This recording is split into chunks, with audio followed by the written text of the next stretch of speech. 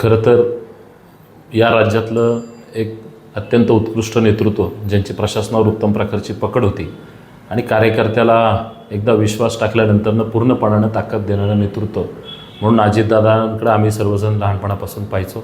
माझ्यासारखा कार्यकर्ता राष्ट्रवादी विद्यार्थी काँग्रेसपासून सुरुवात केली तेव्हा अजितदादांच्या प्रेरणेनं राजकारणामध्ये आमच्यासारखी मंडळी इथपर्यंत पोचली आणि आज असं नेतृत्व राज्यातलं आपण गमावलं.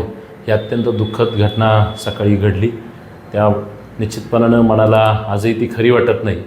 खरं तर नेहमी वेळ पारणारं नेतृत्व आज वेळेच्या अगोदर आपल्या सर्वातून निघून गेलं आहे. कितीही ऐकलं तरी हे मनाला पचत नाही. खरं तर आमच्यासारख्या सर्वसामान्य कार्यकर्त्याला वाटतं की उद्या राष्ट्रवादी काँग्रेस पक्षाचं नेतृत्व नेमकं पेलणार कोण, किंबहुना अजितदादांना पर्याय म्हणून राज्यात कुठलंच नेतृत्व आम्हाला दिसत नाही.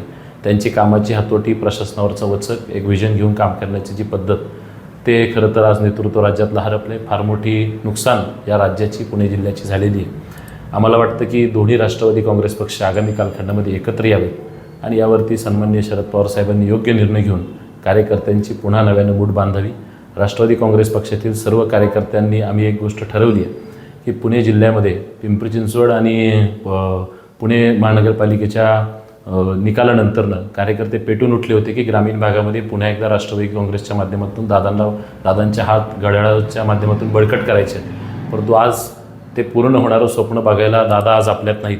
परंतु दादांना श्रद्धांजली द्यायची असेल तर आम्ही सर्वजण कार्यकर्ते दादांचं हे ग्रामीण भागातलं जे स्वप्न राहिलं आहे की पुन्हा एकदा पुणे जिल्हा परिषद पंचायत समिती दादांच्या ताब्यात त्यांच्या नेतृत्वाखाली द्यायची, हे आम्ही ठरवलं आहे आणि ही श्रद्धांजली आम्ही या निमित्तानं अजितदादांना देणार आहोत. ही आम्ही मनाशी खूणगाठ बांधलेली आहे. पुनश्च एकदा आपल्या सर्वांच्या वतीने आणि कडूस जिल्हा परिषद गटाच्या वतीने आदरणीय दादांना मनापासून भावपूर्ण श्रद्धांजली दुःखित अंतकरणाने वाहतो.